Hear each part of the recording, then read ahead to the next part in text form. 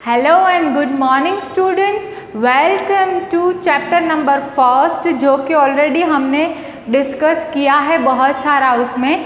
अब हम स्टार्ट करेंगे ट्रांजिटिव रिलेशन का एक एग्जाम्पल, जिससे हम उसको डिटेल में समझ सके, राइट। अब ट्रांजिटिव रिलेशन है तो ट्रांजिटिव रिलेशन में ऑलरेडी हमने देखा था कि उसको हम ब्रैकेट्स में दो दो नंबर्स को, दो दो अल्फ़ाबेट्स को साथ में लेके चलते हैं। ओके, जैसे A1, A2 belongs to R, A2, A3 belongs to R and A1, A3 belongs to R।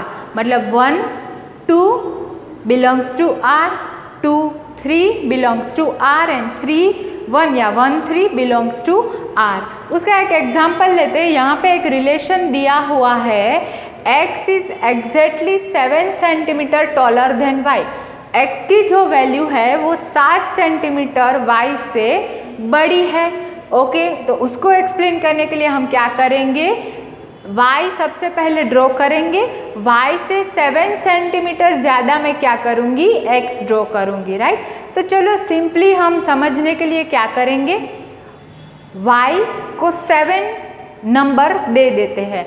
7 से 7 और बड़ा, मतलब टोटल X कितना हो गया, 14, क्योंकि Y जो है उसकी वैल्यू 7 है और 7 और ऐड कर रही हूँ क्योंकि X तो इससे 7 सेंटीमीटर बड़ा है, जैसे यहाँ पे इंस्ट्रक्शन में हमने देखा।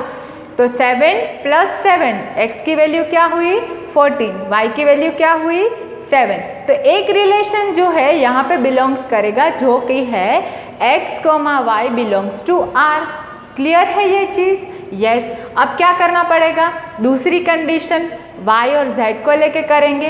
तो चलो Z को मैं 1 नंबर दे देती हूँ, तो क्या होगा कि इन दोनों की रिलेशन भी बिलोंग्स टू में आ जाएगी। Y, Z belongs to R, क्योंकि ये 1 है और ये 7 है, तो उन दोनों के बीच में 7 सेंटीमीटर टॉलर हो गया ये भी, तो ये भी बिलोंग्स टू R हो सकता है। अब क्या करना है हमें, X, Z not belongs to R मैंने यहाँ पे लिखा है, क्यों? क्योंकि मान लीजिए ये 1 है, ये 7 है और ये इससे +7 है, राइट। तो ये तो इसके साथ कंपेयर नहीं कर सकते, इन दोनों की रिलेशन और इन दोनों की रिलेशन सेम है। पर ये दोनों जो है वो, ये X जो है वो Z से डबल हो रहा है, राइट। 7 सेंटीमीटर का डिफरेंस नहीं है, उससे ज़्यादा है।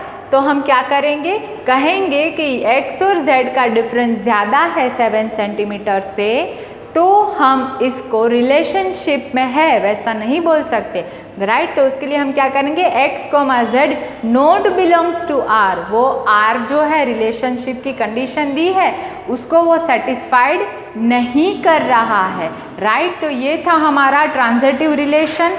और भी कई सारे क्वेश्चंस है जो कि आप लोगों को देखने हैं और सॉल्व करने हैं टेक्स्ट बुक्स में से और कुमार प्रकाशन में से।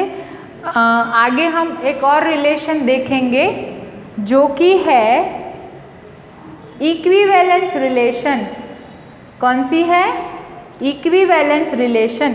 क्या होती है इक्विवेलेंस रिलेशन, चलो समझ लेते हैं। आगे की जैसे देखी हमने वैसे, a relation R in a set A is said to be an equivalence relation.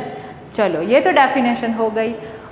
और डिटेल में अगर मैं बात करूँ कि कोई एक रिलेशन दी है, एक कंडीशन दी है, उस कंडीशन के अंदर आगे की जितनी भी रिलेशन थी, जैसे कि रिफ्लेक्सिव, सिमेट्री एंड ट्रांजिटिव। कौन कौन सी, रिफ्लेक्सिव, सिमेट्री एंड ट्रांजिटिव।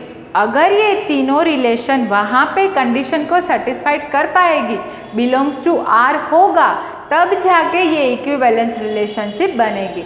मतलब एक अगर सिंपल लैंग्वेज में मैं बोलूँ तो मैं कह सकती हूँ कि equivalence relation is the combination of reflexive relation, symmetric relation and transitive relation. Clear हो रहा है थोड़ा थोड़ा दिमाग में?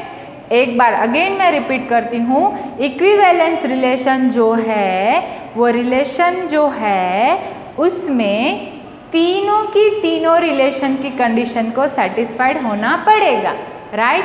कौन कौन सी कंडीशंस, एक है रिफ्लेक्सिव, दूसरी है सिमेट्री और तीसरी है ट्रांजिटिव। अब आप लोगों को दिमाग में कन्फ्यूजन होगा कि ये इम्प्लीमेंट कैसे करें सम्स के ऊपर।